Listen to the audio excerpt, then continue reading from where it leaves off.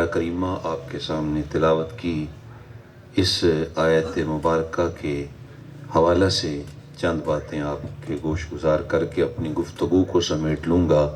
اللہ مجھے حق بیان کرنے کی توفیق نصیب فرمائے آمین۔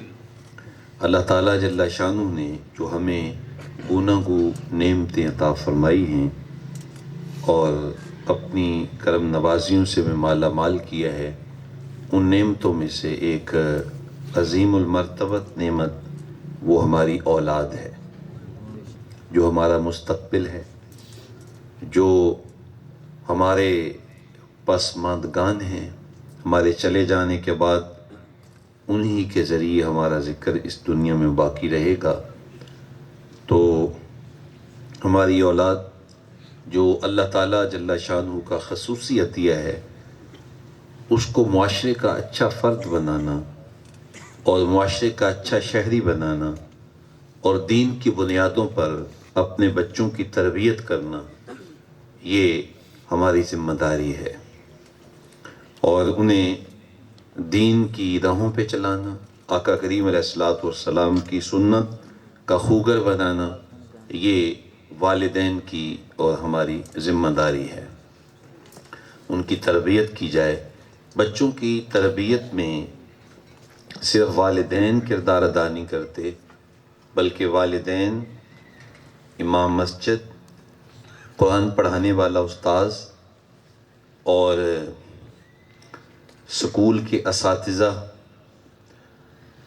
اور محلے کے جو لوگ ہوتے ہیں سنجیدہ متین، ان سب کی ذمہ داری بنتی ہے کہ وہ اپنے کردار کے ذریعے، اپنی گفتگو کے ذریعے اور اپنے خوبصورت ماحول کے ذریعے اس نسل کو پاکیزگی اور تربیت ان کو دیں، تاکہ یہ ہمارے معاشرے کا ایک اچھا فرد بن سکیں۔ یہ ان لوگوں کی ذمہ داری ہے کہ یہ ان کے اوپر باقاعدہ محنت کریں اور اپنی پوری جد و جہد کر کے انہیں معاشرے کا اچھا فرد بنائیں، تو اس کے بہت زیادہ فوائد ہمارے سامنے آئیں گے۔ اللہ تعالیٰ جل شانہ نے ہمیں حکم دیا، یا ایھا الذین آمنوا، اے ایمان والو، قوا انفسکم واہلیکم نارا، فرمایا اپنے آپ کو اور اپنے اہل و عیال کو، اپنے بچوں کو، اپنی آنے والی نسل کو جہنم کی آگ سے بچاؤ، اور جہنم سے ان کو محفوظ کرو، خود بھی جہنم سے بچو اور اپنی آنے والی نسلوں کو بھی جہنم سے بچاؤ، کہ ان کی دین کی بنیادوں پہ ان کی تربیت کرو۔ تو یہ جو چند لوگ ہیں، ان کو اپنی اپنی ذمہ داری ادا کرنا ہوگی۔ جو بھی والدین ہیں، تو والدین میں سے جو والدہ ہے، بچے کا بہت زیادہ وقت اس کو ملتا ہے۔ ابتدائی جو سال ڈیڑھ سال ہوتا ہے، بچہ ماں کے علاوہ کسی کو جانتا ہی نہیں ہے، اس کا ڈائریکٹ ماں کے ساتھ تعلق ہوتا ہے، تو اس کی تربیت میں سب سے زیادہ کردار ماں ادا کرتی ہے۔ ہماری جو ماضی کی مائیں تھیں، وہ بہت زیادہ اس حوالے سے جد و جہد کیا کرتی تھیں اور بہت زیادہ کوشش کیا کرتی تھیں کہ ہمارے بچے جو ہیں وہ اچھا فرد بنیں۔ دیکھیے، ہم نے بچے کو نمازی بنانا ہے، تو اس حوالے سے ہمیں کوشش کرنی ہوگی۔ تو ماضی میں ہم دیکھیں کہ ہمارے بزرگ کس طریقہ سے، ہماری مائیں کس طریقہ سے اپنے بچوں کو محنت کر کے نمازی بناتی تھیں۔ تو ایک ماں اپنے بچے کو کہتی ہے کہ بیٹا نماز پڑھا کرو۔ بچہ کہتا ہے امی نماز پڑھوں گا تو کیا ملے گا؟ اب ماں کو یہ بھی علم ہے کہ میرا بچہ کس چیز کو پسند کرتا ہے، یہ ماں کو پتہ ہونا چاہیے، یہ باپ کو علم ہونا چاہیے کہ وہ بچے کی نفسیات پہ نظر رکھے۔ اب اس ماں کو علم تھا کہ میرا بچہ شکر پسند کرتا ہے، تو کہا بیٹا جب تم نماز پڑھو گے اللہ تمہیں شکر عطا فرمائے گا۔ اب ماں باقاعدہ بچے کو وضو کرواتی ہے، اس کے لیے مصلی بچھاتی ہے۔ جب بچہ مصلی پہ کھڑا ہوتا ہے نماز پڑھنے کے لیے، تو اہتمام سے ایک شکر کی پڑیا بناتی ہے، اس کے مصلی کے نیچے رکھتی ہے۔ بچہ نماز پڑھتا ہے، نماز سے فارغ ہو کے مصلی اٹھاتا ہے، شکر کی پڑیا لیتا ہے، اس کو کھا لیتا ہے اور خوش ہو جاتا ہے۔ اگلی نماز کی تیاری شروع کر دیتا ہے کہ نماز پڑھوں گا اللہ دوبارہ شکر عطا فرمائے گا۔ اس طریقہ سے ماں محنت کر رہی ہے. اب یہ بات کرنا آسان ہے، لیکن جس ماں نے گھر کے کام کاج بھی کرنے ہیں، آنے والے مہمانوں کو بھی اس نے ویلکم کرنا ہے، اور پھر بچے کو باقاعدہ وضو کروانا، اس کے لیے مصلی بچھانا، پھر شکر رکھنا، یہ چھوٹا تو کام نہیں ہے، اچھی بلی ڈیوٹی ہے یہ. لیکن ماں یہ ڈیوٹی کر رہی ہے اپنے بچے کو نمازی بنانے کے لیے. اب روزانہ یہ سلسلہ جاری ہے. ایک دن ایسا بھی آیا کہ بچہ مصلی پہ چڑھ گیا، لیکن گھر میں شکر دستیاب نہیں ہے. اب ماں پریشان ہو کے بیٹھ گئی، لیکن جب بچے نے سر سجدے میں رکھا تو ادھر ماں نے بھی سر سجدے میں رکھ دیا، اور اللہ کی بارگاہ میں درخواست کی، مالک اس کو تیری چوکھٹ پہ جھکانے کے لیے میں نے اس کو شکر کا لالچ دیا تھا، میری لاج رکھنا، اس کے سامنے مجھے شرمندہ نہ کرنا، اور یہ میرا جو راز ہے کہ اس کے سامنے کھل نہ جائے، یہ میرا راز ہی رہے. تو دل سے اٹھی ہوئی آواز اللہ کے عرش تک پہنچی. پہلے بچہ جب جو ہے وہ مصلی اٹھاتا تھا تو شکر کی ایک پڑیا ملتی تھی، لیکن آج جب بچے نے مصلی اٹھایا نیچے شکر ہی شکر موجود ہے. اب یہ بچہ جب بڑا ہوتا ہے تو دیکھیے اس کی ٹون کیا ہے. یہ کہتا اٹھ فریدہ ستیا تے جھاڑو دے مسید، تو ستا رب جاگدا تیری ڈاڑھے نال فرید. یہ بچہ بڑا ہو کر شیخ الاسلام والمسلمین بنتا ہے. یہ بر صغیر پاک و ہند کا عظیم صوفی بزرگ بنتا ہے، جو کہ 22 خاندانوں کو اپنی روشن تبلیغ سے محمد عربی کا نوکر بنا دیتا ہے، محمد عربی کا غلام بنا دیتا ہے، اس کے لبوں پہ کلمہ طیبہ جاری کر دیتا ہے. اتنا بڑا صوفی بزرگ، اتنا بڑا اللہ کا ولی شیخ الاسلام والمسلمین، اس کی ٹون یہ ہے کہ وہ مسجد کے اندر جھاڑو دینا اپنی سعادت سمجھتا ہے. اتنا بڑا ہو کر جھاڑو دینا اللہ کے گھر میں اپنی سعادت سمجھ رہا ہے. تو یہ صرف اس کا اپنا ہی کمال نہیں ہے، اس کے پیچھے اس کی ماں کی تربیت کا کمال ہے، جس نے اس کو یہاں تک پہنچایا. جتنے بھی اچھے کارنامے سر انجام دینے والے لوگ اس دنیا میں آئے ہیں، آپ پیچھے دیکھیں، ان کے پیچھے ان کی ماں کی تربیت کا کمال ہے. اگر ماں امت الجبار ام الخیر وہ ماں ہو تو پھر بیٹا غوث اعظم شیخ عبد القادر جیلانی بنتا ہے، کیونکہ ماں نے اس کی تربیت کی اور ماں نے دین کی راہوں کا مسافر بنایا. حالانکہ بیوہ ماں ہے، لیکن پھر بھی اس کو اپنے نانا کا دین سیکھنے کے لیے اس کو بھیجا، اس کی تربیت کی، اس کو دین کی راہوں پہ چلایا. تو پھر بیٹا بڑا ہو کر وہ شاہ سوار بنتا ہے. تو اسی طریقے سے جتنے بھی بڑے بڑے لوگ ہیں جنہوں نے دین کا کام کیا، ان کے پیچھے ان کی ماں کی تربیت کا کمال ہے. تو اس لیے اپنے بچوں کی تربیت میں خاص طور پہ مائیں جد و جہد کریں، کوشش کریں، اور اس کے ساتھ پھر والد آ جاتے ہیں. والد کا بھی یہ فرض بنتا ہے، اس کی ذمہ داری بنتی ہے کہ وہ اپنے بچوں کی تربیت میں عملی کوشش کی جائے. آج بس اوقات نمازی کی بات ہو رہی تھی، ہمارے پاس والدین آ کے کہتے ہیں جی ہم نہیں پڑھتے، ہمارے بچے تو پڑھیں، ہم نہیں مسجد میں جاتے، یہ تو جائیں. میاں جب باپ نہیں مسجد میں آئے گا تو بیٹا کیسے آئے گا؟ جب ماں نماز نہیں پڑھے گی تو بیٹی کیسے نماز پڑھے گی؟ وہ تو نماز نہیں پڑھے گی. اس لیے کہ بچے ہمارے عمل سے سیکھتے ہیں. ماں باپ جو عمل کر رہے ہوتے ہیں وہ غیر محسوس انداز سے بچوں کے دلوں میں اتر رہا ہوتا ہے. اور یہ بات ذہن میں رکھیں، بچہ بالکل معصوم ہوتا ہے، چونکہ ہمارا تو بچوں کے ساتھ ایک تعلق رہتا ہے نا. بچہ نیکی کو بہت جلد قبول کرتا ہے، اور جو بھی بچے کو آپ سکھا دیں گے، جس طرف آپ لگا دیں گے، بچہ اس طرف لگ جائے گا. حالانکہ کوئی جوان آدمی ہے، کوئی بزرگ آدمی ہے، اس کو بات سمجھانے میں بڑا وقت لگتا ہے، لیکن بچے کو تو کوئی وقت نہیں لگتا. بچے کا تو اس کا تو دل ہی بڑا روشن ہوتا ہے، اس کا دماغ بڑا پاکیزہ ہوتا ہے.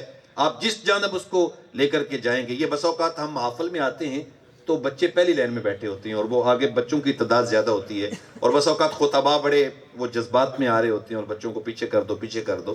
وہ باتیں تو کرتے ہیں، اس میں تھوڑا سا ماحول کے اندر وہ مشکل تو پیدا ہوتی ہے، لیکن یہ بچے سب سے پہلے کیوں آگے ہیں؟ جوان نہیں آئے، بزرگ وہ بھی پیچھے ہیں، بچے پہلے صف میں کیوں ہیں؟ اس سے آپ اندازہ لگا سکتے ہیں کہ نیکی کی طرف بچوں کی رغبت کتنی ہوتی ہے.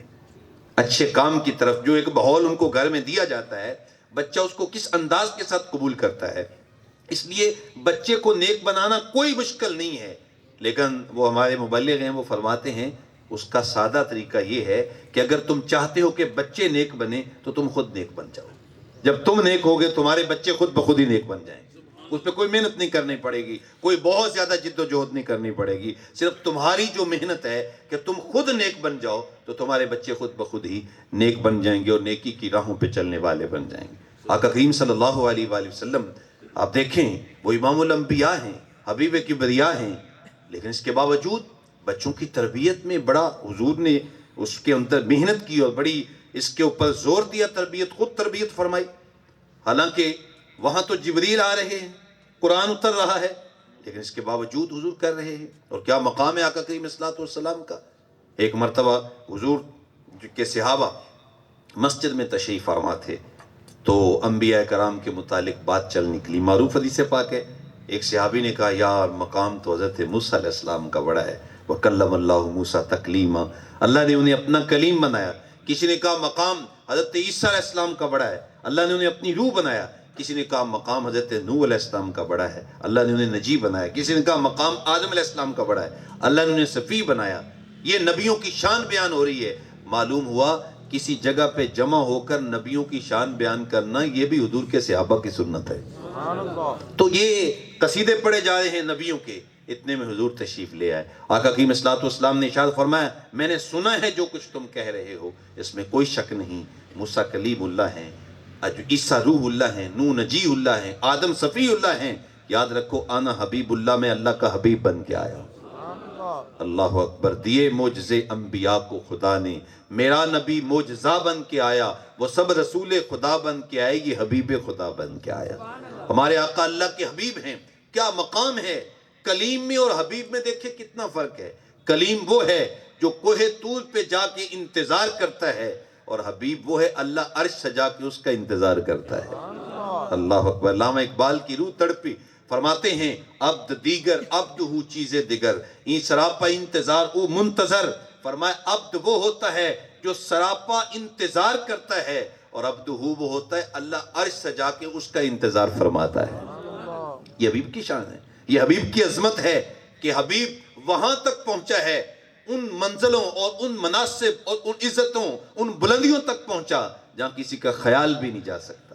کوئی فرشتے رہ یار گیا, کوئی جا سدراتے ہار گیا, ایک کالیاں زلفاں والا سی جڑ عرش تمہیں لنگ پار گیا.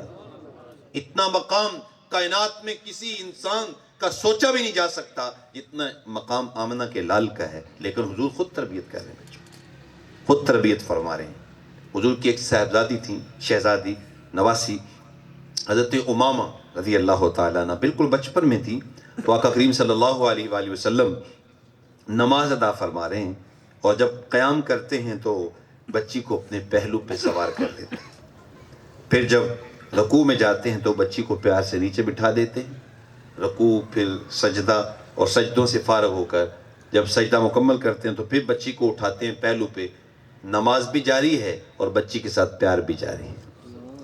تو اب اس انداز کے ساتھ جب ہم عملی بچوں کی تربیت کریں گے تو ہم سوچ ہی نہیں سکتے کہ بچہ نمازی نہ بنے. تو بچوں کو نیکی کی جانب لانے کے لیے ہمیں عملی اپنی زندگی سے اپنے عمل سے بچوں کو سکھانا ہوگا.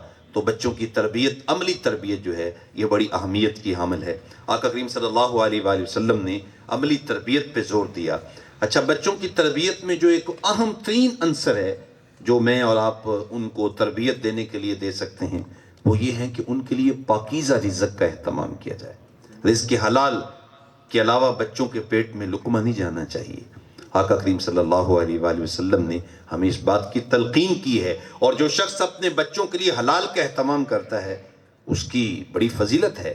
آقا کریم اسلام نے ارشاد فرمایا 4 بندے ایسے ہیں اگر مجھے سستی کا خوف نہ ہو تو جاؤ عمر اعلان کر دو, یہ اڑ کے جنت میں چلے جائیں گے, ان کو جنت میں جانے سے کوئی روک نہیں سکے گا. فرمایا ان میں سے ایک وہ شخص ہے جس کے بچے زیادہ ہیں لیکن ذرائع آمدنی کم ہیں. وہ اتنا زیادہ اس کے پاس کوئی ذریعہ معاش نہیں ہے کہ بچوں کے لیے بہت زیادہ سہولیات وہ پرووائڈ کر سکے, ان کو مہیا کر سکے, بلکہ وہ مزدوری کرتا ہے, محنت کرتا ہے, اور جو تھوڑا سا ملتا ہے تو وہ بچوں کے پیٹ میں حلال کا لقمہ ڈالتا ہے, ان کے منہ میں حلال کا لقمہ رکھتا ہے. تو آقا کریم اسلام نے ارشاد فرمایا کل قیامت کے دن جو اس انداز سے مزدوری کر کے بچوں کے لیے حلال کا اہتمام کرتا ہے وہ اڑ کے جنت میں چلا جائے گا, جنت میں جانے سے کوئی چیز بھی اس کو نہیں روک سکے گی. کہ اس نے اپنے بچوں کے لیے حلال کا اہتمام کیا۔ تو یہ وہ چیز ہے جو بچے کے خون کو پاکیزہ کرتی ہے، جو اس کے گوشت کو پاکیزہ کرتی ہے۔ اور آپ جانتے ہیں جب گوشت پاکیزہ ہو تو پھر سوچیں بھی پاکیزہ ہوتی ہیں، پھر خیال بھی پاکیزہ ہوتے ہیں، پھر باطن کے اندر بھی نور اترتا ہے، تو پھر تھوڑی سی توجہ کے ساتھ بچہ جو ہے وہ نیکی کی راہوں کا مسافر بن جاتا ہے۔ تو رزق کے حلال کا اہتمام ان کے لیے کیجئے، اپنے بچوں کے لیے یہ ایک بنیادی چیز ہے جو ہم ان کے لیے ان کو مہیا کر سکتے ہیں۔ اور آقا کی صلوات والسلام نے اس حوالے سے جو ہے وہ ہمارے سامنے یہ چیز رکھی۔ حضرت امام شہزادہ رسول حضرت سیدنا امام حسن مجتبیٰ رضی اللہ تعالیٰ عنہ بالکل بچپن کی عمر کے ہیں، چھوٹی عمر، تو مسجد نبوی کا ماحول ہے، کھجوروں کا ایک ڈھیر پڑا ہے، غالباً صدقہ فطر کی وہ کھجوریں تھیں۔ تو حضرت امام حسن جیسے بچوں کی عادت ہوتی ہے، آئے وہ ایک کھجور اٹھائی اور منہ میں رکھ لی۔ تو آقا کی اسلام دیکھ رہے تھے، تو حضور نے دیکھتے ہی دور سے فرمایا کخن کخن، بیٹا اس کو پھینک دو، اس کو پھینک دو، اس لیے کہ ہم خاندان رسالت پر صدقہ حرام ہے اور یہ صدقہ کی کھجور ہے۔ اور دوسری روایت میں آتا ہے کہ حضور نے خود اپنی مبارک انگلی حضرت امام حسن کے منہ میں ڈال کے اس کھجور کو باہر پھینک دیا، تاکہ کہیں میرے شہزادے کے منہ میں صدقے کا لقمہ نہ چلا جائے۔ اس انداز کے ساتھ حلال کا اہتمام، یعنی تربیت بھی کی اور ہمارے سامنے یہ چیز رکھی کہ اپنے بچوں کو ہم نے کس انداز کے ساتھ جو ہے وہ حلال کھلانا ہے اور کیسے ان کے لیے حلال کا اہتمام کرنا ہے۔ تو آج میں دیکھوں کہ بچے کا جو بیگ ہے اسکول سے جب واپس آتا ہے تو کوئی کسی اور بچے کی چیز تو اٹھا کے نہیں لے آیا، کسی بچے کی پینسل تو نہیں لے کے آیا، بچہ کسی اور بچے کی کوئی کتاب تو اٹھا کے نہیں لے آیا۔ تو اس پہ اس کی حوصلہ افزائی نہیں بلکہ حوصلہ شکنی کرنی چاہیے، تاکہ آئندہ وہ کسی کی اور چیز اٹھا کے نہ لائے۔ آج اگر بچہ کسی کی کوئی چیز اٹھا کے لاتا ہے، ہم اس کی حوصلہ افزائی کر دیتے ہیں یا اس کو پوچھتے نہیں ہیں، تو کل وہ بڑی چیز اٹھا کے لے آئے گا۔ اور اس طریقہ سے آہستہ آہستہ بچہ اس چیز کا عادی، آج ہمارے معاشرے کے اندر یہ عادت پڑی ہوئی ہے، ہمارے معاشرے کے اندر یہ چیزیں ہو رہی ہوتی ہیں۔ اگر ایک آدمی اپنے گھر میں بیٹھ کے وہ غلط بیانی کر رہا ہوتا ہے، موبائل کے اندر اپنی چیز بیچتے ہوئے جب وہ کہہ رہا ہوتا ہے کہ یہ اتنے کی ہے یا اچھی چیز نہیں ہے لیکن اس کو اچھی بتا رہا ہوتا ہے، تو بچہ سن رہا ہوتا ہے اور وہ بچے کے غیر محسوس طریقے سے وہ بات اس کے دل میں اتر رہی ہوتی ہے۔ میرا تعلق ایک دیہات سے ہے، اگر دیہاتوں کے اندر باپ جو ہے وہ کسی کا چارہ چوری کاٹ کر کے لا کے اپنے جانور کو ڈال دے گا تو ظاہر ہے یہ بچہ سیکھ رہا ہے، بچہ اپنے باپ سے سیکھ رہا ہے کہ ایسے ہی چوری کی جاتی ہے، ایسے ہی جناب جب کھیت کو پانی دیا جاتا ہے تو 2-4 منٹ کسی اور کے لگائے جا سکتے ہیں۔ جب باپ یہ عمل کر رہا ہے تو بیٹا بھی اس باپ سے سیکھ رہا ہے۔ جب معاشرے کے اندر یہ عمل ہو رہا ہوتا ہے تو بچے وہ عمل اپنی زندگیوں میں اتار رہے ہوتے ہیں، اور جب بچہ باپ جو وہ دکان پہ بیٹھ کے جھوٹ بول رہا ہوتا ہے تو بچہ بھی جھوٹ کا عادی بن رہا ہوتا ہے۔ تو یہ مت سوچیں کہ جو میں برائی کر رہا ہوں یہ صرف میں ہی کر رہا ہوں، نہیں، یہ برائی مجھے دیکھ کر کے میرے بیٹے کے دل میں بھی اتر رہی ہے، وہ بھی اس برائی کا خوگر بن جائے گا۔ تو اس لیے اگر میں چاہتا ہوں کہ میری اولاد نیک ہو تو پھر مجھے خود کو نیک بننا پڑے گا، میں چاہتا ہوں میری اولاد اچھی ہو تو مجھے خود کو اچھا بننا پڑے گا، اور ماں کو خود کو اچھا بننا پڑے گا، اولاد خود بخود ہی اچھی ہو جائے گی۔ تو اس لیے اپنے بچوں کے لیے رزق حلال کا اہتمام۔ میرے حضرت شیخ طریقت ایک صحابی کا وہ واقعہ بڑا خوبصورت سنایا کرتے ہیں کہ حضرت سیدنا ابو دردہ رضی اللہ تعالیٰ عنہ فجر کی نماز پڑھتے ہیں اور فوراً سلام پھرتا ہے تو پلٹ کے چلے جاتے ہیں۔ تو ویسے تو صحابہ کرام ہمارا بھی معمول یہی ہوتا ہے کہ جب فجر کی نماز ہوتی ہے اس کے بعد تسبیح فاطمہ پڑھتے ہیں، پھر کوئی 5 منٹ 10 منٹ درس ہوتا ہے قرآن پاک کا وہ سنتے ہیں، اور بعض احباب پھر بیٹھ کے قرآن پاک کی تلاوت کرتے ہیں، اشراق پڑھ کے گھر جاتے ہیں، اور یا یہ کہ دعا مانگ کے گھر چلے جاتے ہیں۔ تو یہ ہمارا معمول آج بھی ہے، اور صحابہ کرام کا معمول بھی ایسے ہی تھا، لیکن یہ جیسے اسلام پھرتا دوڑ جاتے۔ تو آقا کی اسلام نے ارشاد فرمایا میرے غلام کاہے کی جلدی ہوتی ہے کہ تم سلام پھرتا تو بھاگ جاتے ہو؟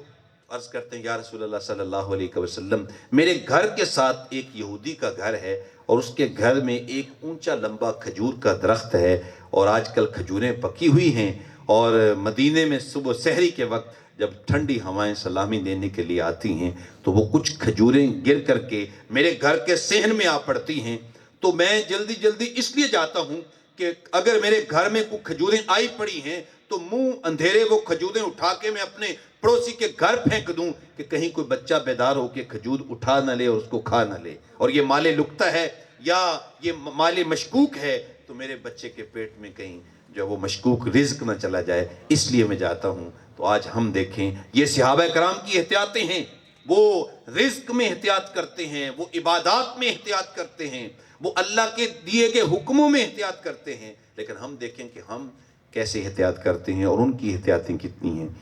तो आइए हम खुद जो है वो अपने अमाल में अपना मुहासबा करें, एहतियात के साथ अपना अमल करें। तो उसके जब हमारी ज़िंदगियों में एहतियात होगा तो हमारे बच्चों की ज़िंदगियों में खुद ब खुद एहतियात।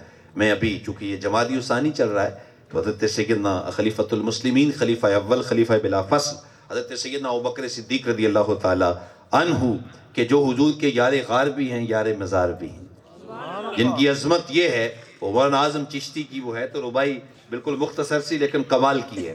फरमाते हैं चारे यार नबी दे आशिक पर कोई दिस्से ना इन्ना चारा वर्गा, ना कोई होया ना कोई होसी इन्ना जान इसारा वर्गा, ना इस धरती पैदा कीता इन्ना यारा वर्गा, आज़म शान सिद्दीक की दसा हिक्को यार हज़ारा वर्गा।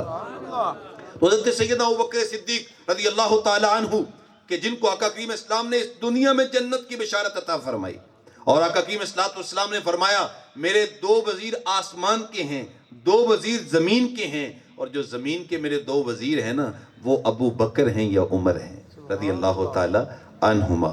क्या मकाम है हज़रत सैयदना अबू बकर सिद्दीक़ रज़ी अल्लाह ताला अन्हु का। लोग कहते हैं हुजूर का साया नहीं था, लेकिन हज़रत सैयदना अबू बकर सिद्दीक़ तो साये की तरह हुजूर के साथ रहते थे, जंगों में, सफ़र में, हज़र में, हर मौके पे आका करीम इस्लाम के साथ रहे। तो आप के से हुजूर ने खुद एक मरतबा सवाल किया, फरमाया अबू बकर रज़ी अल्लाह ताला तुम वितर कैसे पढ़ते हो? तो उन्होंने अर्ज़ किया या रसूलल्लाह सल्लल्लाहु अलैहि वसल्लम मैं वितर इशा की नमाज के साथ ही अदा कर लेता हूँ। तो फिर आका करीम इस्लाम ने हज़रत उमर रज़ी अल्लाह ताला से पूछा कि उमर तुम वितर कैसे पढ़ते हो? तो उन्हें अर्ज़ किया या रसूलल्लाह मैं तो सुबह सहरी के वक़्त तहज्जुद के साथ पढ़ता हूँ। तो आका करीम इस्लाम ने इरशाद फरमाया मेरा अबू बकर इशा के साथ जो है वो वितर इसलिए पढ़ता है कि वो एहतियात करता है कि कहीं ऐसा ना हो कि सुबह सहरी के वक़्त में सोया ही रह जाऊं और मेरे वितर कहीं रह न जाएं, इसलिए वो इशा के साथ ही वितर पढ़ लेते। तो ये उनकी एहतियात है, एहतियात के लिए वो इस वक्त वितरों का एहतमाम करते हैं कि कहीं वितर रह ना जाएं। ये एहतियात है सैयदना अबू बकर सिद्दीक़ की। और हम तो शादी करते वक्त भी बाकी सारे कामों में एहतियात करते हैं कि जनाब कोई मेहमान न रह जाए, सब मेहमानों को बुलाना है, फलां रिश्तेदार न रह जाए, सबको सोच के घर वालों से भी मशवरा करते हैं, उसको भी बुलाना है, उसको भी बुलाना है, कोई रह गया तो नाराज़ हो जाएगा। और फिर खाने में बड़ा एहतियात करते हैं, मियाँ ऐसी डिश होनी चाहिए मेहमान खुश हो जाएं, कोई कमज़ोर डिश नहीं होनी चाहिए, वरना यह है कि मेहमान जो है वो खुश ना हुए तो हमारी तो शादी का प्रोग्राम मिस हो जाएगा और ख़राब हो जाएगा। एहतियात करते हैं खाने में, और पकाने वाले को बड़ी ताकीद करते हैं मियाँ इस चीज़ का ख्याल करना, खाने में एहतियात, मेहमानों को बुलाने में एहतियात। लेकिन हम ये नहीं देखते कि हम कौन सा टाइम रख रहे हैं, कहीं ऐसा तो नहीं कि इसमें नमाज ही चली जाए। हम तो नमाज जाने का भी एहतियात नहीं करते, हम वो वितरों का भी एहतियात कर रहे हैं कि वितरों को सहरी के वक़्त ले गया तो कहीं वितर रह न जाएं, और यहाँ हम नमाजों को भी छोड़ देते हैं। तो आप मुझे बताएं, जब हम एक शादी करते हुए नमाज का ख्याल नहीं करते कि ज़ोर के वक़्त वलीमा है, नमाज रहेगी, सबकी नमाज रहेगी, असर के वक़्त फंक्शन रखा हुआ है, सबकी असर रहेगी। अब बारात वालों के साथ भी बच्चे आए हुए हैं और जो घर वाले हैं उनके साथ भी बच्चे हैं, क्योंकि बच्चे शादियां तो होती बच्चों की हैं। तो अब अगर उस शादी के अंदर 30, 40, 50 बच्चे हैं और उनको ये मालूम है कि शादियों में अमूमन ज़ोर भी छोड़ दी जाती, असर भी छोड़ दी जाती है, तो बड़े होके फिर क्या ख्याल है ये एहतमाम करेंगे? तो ये हमें देखना होगा, ये अपने मामलात में गौर करना होगा कि हम अपने बच्चों को अपने अमल से बेदीन बनाते हैं और बेदीनी उनको सिखाते हैं। और देखें, जब शादी में माँ वो मेकअप करके सर से दुपट्टा उतार के जब वो बैठी होती है तो क्या ख्याल है, उसकी बेटी जो है वो सकाफ करेगी, उसकी बेटी पर्दा करेगी और वो जनाब सादा लिबास पहनेगी। अगर माँ का लिबास नहीं मुरियाँ है तो क्या बेटी जो है वो मुकम्मल लिबास पहनेगी? सोच भी नहीं सकते हम। तो लिहाजा अगर मैं चाहता हूं कि मेरी बेटी सादा लिबास पहने تو پھر ماں کو بھی سادہ لباس پہننا ہوگا۔ اگر میں چاہتا ہوں کہ میرا بیٹا وہ نمازوں کا اہتمام کرے تو پھر شادی میں بھی مجھے نماز کا اہتمام کرنا ہوگا۔ تو ہم اپنے عمل سے اپنے بچوں کی تربیت کریں اور ان کو نیکی کی راہوں کا مسافر بنائیں۔ آج ہمارے بچے بے راہ روی کا شکار کیوں ہیں؟ ماں باپ بھی پریشان ہیں اور معاشرہ بھی پریشان ہے کہ بچے بگڑتے چلے جا رہے ہیں۔ اس کی وجہ یہ ہے کہ شادی کے موقع پہ ہم نے خود ان کو بے دینی کا ماحول دیا، گھروں کے اندر ہم نے خود ان کو بے دینی کا ماحول دیا۔ اگر ہم نے گھروں میں کتابیں رکھی ہوتی حضور کی سیرت کی، ہم نے کتابیں رکھی ہوتی سیدہ فاطمہ الزہرا سلام اللہ علیہا کی سیرت کی، حضور کی شہزادیوں کی سیرت کی، آقا کریم اسلام کی ازواج مطہرات کی سیرت کی کتابیں رکھی ہوتی تو پھر اور ماحول ہوتا۔ لیکن ہم نے تو بچوں کو گھر میں جو ہے وہ پورا میڈیا دے دیا، اور انٹرنیٹ بھی لگا ہوا ہے، بچوں کے ہاتھ میں بھی موجود ہے، LCD بھی لگی ہوئی ہے اور وہاں ہر چیز آتی ہے، اور ہم بچوں کو گھر میں تنہا بھی چھوڑ گئے، خود کام کاج پہ چلے گئے۔ اب بچوں نے زندگی حضور سے نہیں سیکھی، بچوں نے زندگی حسنین کریمین سے نہیں سیکھی، بچوں نے ہماری بچیوں نے زندگی سیدہ فاطمہ الزہرا سے نہیں سیکھی، بلکہ بچے بھی زندگی ڈراموں سے سیکھ رہے ہیں اور بچیاں بھی ڈراموں سے اور فلموں سے زندگیاں سیکھ رہی ہیں۔ اور جو کچھ وہ فلموں میں ہو رہا ہے، جس طرح کا لباس ان کا ہوتا ہے ویسے ہماری بچیاں لباس پہنتی ہیں، جیسے لباس وہ ڈرامے میں آنے والے مردوں کا ہوتا ہے ہمارے بچے بھی اسی انداز کا لباس پہنتے ہیں۔ تو پھر بھائی جب ہم نے جو کچھ بچوں کو دیا ہے اسی کا رزلٹ آئے گا نا۔ جو نصاب میں دیں گے بچہ اسی کو یاد کرے گا نا۔ آپ نے بچے کو نصاب میں دیا انگلش اور اس کے بعد آپ رزلٹ چاہتے ہیں قرآن کا، تو قرآن کا رزلٹ کیسے ملے گا؟ آپ نے بچے کو نصاب میں دی سائنس اور کہیں جناب نہیں مجھے تو میتھ کا جو ہے وہ فن چاہیے آپ کے سینے میں، تو بھائی میتھ سکھائیں گے تو میتھ آئے گی، سائنس سکھائیں گے تو سائنس آئے گی، اگر آپ بچے کو کمپیوٹر سکھائیں گے تو اس کو کمپیوٹر آئے گا۔ بھائی گھر کے اندر سیدہ فاطمہ الزہرا سلام اللہ علیہا حضور کی شہزادیوں کا کردار رکھیں گے تو پھر بیٹیاں بھی بی بی کی جو ہے وہ خادمائیں بنیں گی، پھر بیٹیاں بھی امہات المؤمنین کی خادمائیں بنیں گی۔ اور اگر ہم نے بیٹوں کے سامنے حسنین کریمین کی سیرت کی کتابیں رکھی اور وہ صبح و شام ان کو دیکھتے ہیں پڑھتے ہیں تو یقیناً پھر وہ ان کے غلام بنیں گے۔ امام حسن کے کردار کی خوشبو آئے گی، امام حسین کے کردار کی خوشبو آئے گی، حضور کے صحابہ کے کردار کی خوشبو آئے گی۔ لیکن آج اللہ ماشاءاللہ چند لوگوں کے علاوہ ہم سب کے گھروں کی کیفیات یہی ہیں کہ ہمارے بچے میڈیا سے زندگیاں سیکھ رہے ہیں، ہماری بچیاں میڈیا سے سب کچھ سیکھ رہی ہیں، جبکہ انہوں نے تو یہ قرآن سے سیکھنا تھا، انہوں نے نبی پاک علیہ السلام کی سیرت سے سیکھنا تھا۔ تو آئیے میں وہی بات پھر کہتا ہوں کہ ہم اپنے عمل سے، اپنے گھر کے ماحول سے ہم اپنے بچوں کو جو ہے وہ دین سکھائیں۔ آج مذاق اڑایا جا رہا ہے پردے کا، آج یونیورسٹیوں کے اندر جس انداز کے ساتھ ہماری بیٹیوں کو بے پردگی سکھائی جا رہی ہے، آج تعلیمی اداروں کے اندر جو کچھ ہو رہا ہے، میرا وہ عنوان لمبا نہ ہو جائے کہیں، تو بے پردگی کا ایک سیلاب آ چکا ہے اور ہم جو ہے وہ والدین بھی بس اوقات بے بس نظر آتے ہیں اور خاموش ہونا پڑتا ہے ان کو۔ لیکن یاد رکھیں اگر کبوتر کی طرح آنکھیں بند کر لیں گے تو بلی کے خونی پنجوں سے ہم بچ نہیں سکیں گے، اس لیے ہمیں آنکھیں کھول کے اپنے بچوں کو دین دینا ہوگا۔ پردے کے حوالے سے ایک آیہ کریمہ سن لیجئے، اللہ تعالیٰ جل شانہ نے قرآن مجید سورۃ الاحزاب کے اندر ارشاد فرمایا، یا ایھا النبی قل لازواجک وبناتک ونساء المؤمنین یدنین علیہن من جلابیبہن، اے محبوب اپنی ازواج مطہرات سے فرما دیجئے، کل ازواجک اپنی ازواج مطہرات وبناتک اور اپنی صاحبزادیوں سے فرما دیجئے، ونساء المؤمنین اور تمام اہل ایمان کی عورتوں کو فرما دیجئے۔ دوسرے مقام پہ فرمایا پہلی بات تو ہے گھر میں رہیں، وقرن فی بیوتکن، اپنے گھروں میں رہو، کوشش کرو کہ مائیں بہنیں بیٹیاں گھروں میں رہیں، لیکن ظاہر ہے جانا بھی پڑتا ہے، تعلیم کے لیے بھی جانا پڑتا ہے، دیگر ہوائج و ضروریات کے لیے بھی جانا پڑتا ہے۔ تو فرمایا جب تم باہر نکلو تو اپنے گھر میں رہتے ہوئے جو تم سر کے اوپر چادر رکھتی ہو اس چادر کا ایک حصہ، یہ قرآن پاک کی نص سے قطعی ہے، ایک حصہ اپنے چہروں پہ بھی ڈال لیا کرو۔ یدنین علیہن من جلابیبہن، جلابیب جلباب کی جمع ہے، جلباب اس چادر کو کہتے ہیں جو پردے کے لیے خاتون اپنے اوپر لیتی ہے۔ تو فرمایا یدنین علیہن، اپنے چہروں کے اوپر سے چادر کا ایک حصہ ڈال لیں تاکہ جب وہ پردہ کر کے باہر جا رہی ہوں گی تو لوگوں کو پتہ چلے گا یہ کوئی سنجیدہ مومنہ خاتون ہے، یہ کوئی آوارہ نہیں ہے۔ یدنین علیہن من ذالک ادنی ان یعرفن، لوگ پہچان لیں گے کہ یہ سنجیدہ ہے، یہ مومنہ ہے، یہ صالحہ ہے، یہ حضور کی جو ہے وہ خادمہ ہے اس لیے اس نے پردہ کیا ہوا ہے، لیکن اگر پردہ نہیں ہوگا تو پھر تو دیکھنے والا یہی کہے گا کہ یہ کوئی آوارہ عورت ہے، یہ کوئی جو ہے وہ عام خاتون ہے، لہٰذا اس کے ساتھ بات بھی کی جا سکتی ہے، اس کو چھیڑخانی بھی کی جا سکتی ہے، کوئی مسئلہ نہیں ہے، کوئی ایشو نہیں ہے، لیکن وہ اپنی عزت اور اپنی عصمت کو اسی صورت میں بچا سکتی ہے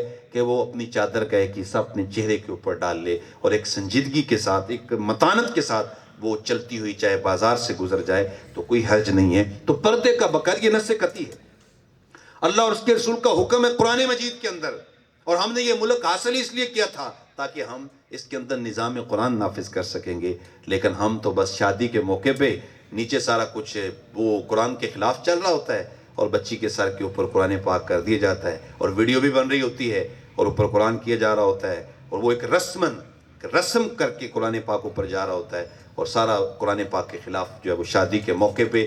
میں کہتا ہوں کہ ہماری شادی جب ہو رہی ہوتی ہے تو پتہ ہی نہیں چلتا مسلمانوں کی شادی ہے کہ کس کی شادی ہے، تو اس لیے ہمیں اس چیز پہ غور کرنا ہوگا۔ تو اپنے بچوں کی تربیت کے حوالے سے میں بات کر رہا تھا، ہمیں اپنے عمل سے آنے والی نسلوں کو تطہیر دینا ہوگی۔ آقا کریم اسلام کا ایک فرمان سن لیجئے، حضور نے ارشاد فرمایا کہ بچوں کو 3 چیزوں کی تعلیم لازمی دو، اور وہ 3 چیزیں کون سی ہیں؟ فرمایا علموا اولادکم علی 3 خصال، اپنے بچوں کو 3 چیزوں کی تعلیم دو، حب نبیکم، اپنے نبی کی محبت، بحب آل نبیکم، اپنے نبی کی آل کی محبت، بتلاوت القرآن، اور بچے کو جب وہ لب کھولے تو اس کے لبوں پہ قرآن جاری کرو۔ الحمدللہ ہمارے گھروں کے اندر ہمارے علماء نے ایک ایسا ماحول دیا ہے کہ حضور کی محبت وہ ایک موجود ہوتی ہے، محافل کے ذریعے، درود شریف کے ذریعے، آقا کریم اسلام کی مجالس نوریہ کے ذریعے حضور کی محبت مل رہی ہوتی ہے، حضور کی آل کا پیار مل رہا ہوتا ہے، لیکن جو آخری چیز ہے اس میں ہم سستی کرتے ہیں اور وہ قرآن مجید کی تلاوت ہے۔ تو اس میں ہماری سستی جو ہے اس کو بھی ہمیں ختم کرنا ہوگا، ہمیں بچوں کو قرآن سکھانا ہوگا اور قرآن کے ساتھ ان کو وابستہ کرنا ہوگا۔ تو اس کا بھی سب سے پہلا کام تو یہ کہ ہم روزانہ خود قرآن مجید کی تلاوت کو اپنا معمول زندگی بنائیں اور قرآن مجید کی تلاوت کو اپنا اوڑھنا بچھونا بنائیں۔ سورہ ملک کی تلاوت رات کے وقت گھر میں ہونی چاہیے، سورۃ الواقعہ کی تلاوت ہونی چاہیے، اور سورہ ملک ایسی صورت ہے کہ یہ بندے کو ایسا پاکیزہ کرتی ہے، اس کے مضامین اتنے خوبصورت ہیں کہ انسان حیران رہ جاتا ہے۔ آقا کریم اسلام کے ایک صحابی تھے، انہوں نے ایک جگہ پہ خیمہ لگایا اور ساتھ یہ قبر تھی، تو قبر کے اندر سے سورہ ملک کی آواز آ رہی، کہ شخص نے پوری سورہ ملک کی تلاوت کر دی۔ تو صحابی بڑے حیران ہوئے، یہاں تو 8ویں دن جو ہے وہ جسم بھی پھٹ جاتا ہے، دوسرے تیسرے دن سمیل آنے لگ جاتی ہے، قبر کھولے بھی تو اتنی بدبو ہوتی ہے کہ وہاں کھڑا نہیں ہوا جاتا، اور یہاں قرآن پاک کی تلاوت ہو رہی ہے، قبر کے اندر ہو رہی ہے۔ بڑے حیران ہوئے، حضور کی بارگاہ میں حاضر ہوئے، عرض کیا حضور یہ واقعہ پیش آیا؟ تو آقا کریم اسلام نے انہیں ارشاد فرمایا ہی الناجیۃ تنجیہ من عذاب القبر، فرمایا میرے غلام جو بندہ اس صورت سے پیار کرتا ہے نا، اللہ اکبر، تو پھر یہ صورت اس کو قبر میں مرنے نہیں دیتی، اس کی قبر میں سمیل نہیں ہوتی، اس کی قبر میں بدبو نہیں ہوتی، اس کی قبر میں کیڑے مکوڑے نہیں ہوتے، بلکہ جس طرح وہ دنیا میں رہتے ہوئے اس صورت کی تلاوت کرتا ہے تو یہ صورت اس کو عذاب قبر سے بھی بچاتی ہے، اور یہ حدیث بتاتی ہے کہ وہ جیسے دنیا میں رہتے ہوئے صورت پڑھتا ہے پھر قبر میں بھی اس کی تلاوت کرتا رہتا ہے۔ اللہ اکبر، یہ ہے ایک صورت سے پیار کرنے کا نتیجہ۔ تو آپ مجھے بتائیں جو پورے قرآن کو اپنے سینے سے لگا کے رکھتا ہے پھر اس کی قبر میں کتنی روشنیاں ہوں گی؟ جو پورے قرآن پاک کے ساتھ اپنا تعلق خاطر قائم رکھتا ہے پھر اس کو اللہ تعالیٰ کتنا اجالا دے گا۔ تو اس لیے پورے قرآن مجید کے ساتھ ہم وابستہ ہوں اور قرآن مجید کے ساتھ دوستی قائم کریں، خود بھی اور اپنے بچوں کو بھی قرآن مجید کی دوستی میں لے کر کے آئیں۔ قرآن مجید ہمارا اوڑھنا بچھونا ہونا چاہیے۔ میں نے علامہ اقبال رحمۃ اللہ علیہ کے متعلق پڑھا کہ وہ جب رات کو سوتے تھے تو ان کے سرانے کے ایک جانب قرآن مجید کا نسخہ پڑا ہوتا تھا، اور پھر وہ اپنی شاعری میں آقا کریم صلی اللہ علیہ وسلم کو مخاطب کر کے ہاتھ جوڑ کے عرض کرتے ہیں آقا اگر میری شاعری کے اندر قرآن مجید کے علاوہ کوئی ایک لفظ بھی ہے تو کل مجھے اپنے قدم کے بوسے سے محروم کر دیجئے گا، میں نے جو کچھ کہا قرآن سے کہا۔ تو اس لیے ہم اپنے بچوں کو قرآن پاک سے وابستہ کریں۔ بس اوقات تو یہ ہوتا ہے کہ ہم بچوں کو قرآن مجید پڑھانے کے لیے مسجد میں بھیج دیتے ہیں اور بعد میں پھر چکر بھی نہیں لگاتے، پوچھتے بھی نہیں کہ بچہ کیا پڑھ رہا ہے، کیا ہوا، کہاں تک پہنچا ہے، اور بس اوقات ہم گھر میں اہتمام کر لیتے ہیں، اس سے پھر بچے کی تربیت نہیں ہوتی، اس لیے کہ بچہ جب قرآن پڑھنے جاتا ہے تو صرف اس نے وہ لفظ نہیں پڑھنے ہوتے، اس نے اپنے استاد سے سیکھنا بھی ہوتا ہے کہ قرآن مجید کیا ہے، اس کو کیسے پڑھنا ہے، اس کے آداب اور زندگی کیسے گزارنی قرآن پاک کے مطابق، اور مساجد سے پیار. تو اس لیے کوشش یہ ہونی چاہیے کہ بچوں کو مساجد میں قرآن پاک پڑھنے کے لیے بھیجا جائے، اور بچیوں کے لیے بھی مساجد میں اہتمام کیا جائے باقاعدہ. ہماری مساجد کے اندر بچیوں کو بالکل محروم کیا جاتا ہے، تو بچیوں کے لیے الگ پورشن ہونا چاہیے مسجد کے اندر، تاکہ ان کے لیے فیمیل ٹیچر ہونی چاہیے، وہ وہاں ان کو قرآن پاک بچیوں کو پڑھائے اور تلفظ کے ساتھ پڑھائے، اور پھر اس کے ساتھ ساتھ پڑھانے کے ساتھ ناظرے پڑھانے کے ساتھ ساتھ سورہ ملک ہے، سورہ یاسین ہے، سورۃ الواقعہ ہے، اسی طریقہ سے سورہ رحمان ہے. یہ بچوں کو بچیوں کو زبانی یاد ہونی چاہیے، اور 30ویں پارے کا جو آخری نصف ہے وہ بھی بچوں کو زبانی یاد ہونا چاہیے. چاہے کوئی بچہ کسی بھی فیلڈ میں جائے تو مسلمان کے بچے کو کم از کم اتنا قرآن پاک حفظ ہونا چاہیے. اور جب بندہ اپنے بچے کو قرآن مجید ناظرے پڑھاتا ہے تو آقا کریم اسلام نے ارشاد فرمایا کہ اس کے والد کے پچھلے سارے گناہ معاف کر دیے جاتے ہیں. اور جو شخص اپنے بچے کو قرآن مجید حفظ کرواتا ہے تو اللہ تعالیٰ کل قیامت کے دن باپ کو سونے کا ایسا تاج پہنائے گا کہ اس کی چمک 14ویں رات کے چاند سے بھی زیادہ ہوگی.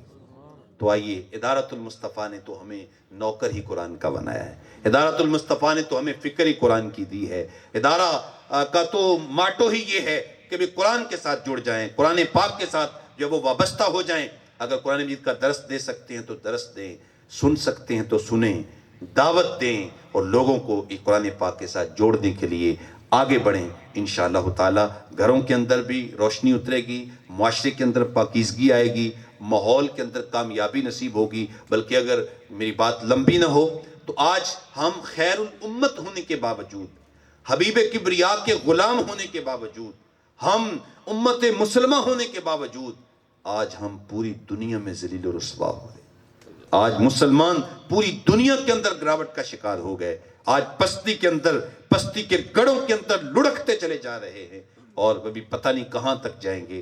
اس کی وجہ کیا ہے کہ ہمیں عزت تو ملنی تھی یا قرآن سے یا صاحب قرآن سے، اور ہم نے ان کو چھوڑ کر کے کہیں اور سے سلسلہ اپنا جوڑ لیا. علامہ اقبال کی یہ بات بھی میں کرنا چاہوں گا. وہ فرماتے ہیں کہ یورپ اور مغرب کی کامیابی اس میں ہے کہ وہ آگے کی طرف دیکھیں، اس لیے کہ جب وہ پیچھے دیکھیں گے تو پیرس کی گلیوں میں کیچڑ کے علاوہ کچھ نظر نہیں آئے گا. اور فرمایا کہ مسلمانوں کی اور مشرق کی کامیابی اس میں نہیں ہے کہ وہ آگے دیکھیں، فرمایا ان کی کامیابی یہ کہ وہ پیچھے کی طرف دیکھیں. اس لیے کہ جب وہ پیچھے دیکھیں گے تو مسجد نبوی میں امام الانبیاء واحج کا نور تقسیم کرتے ہوئے نظر آئیں گے.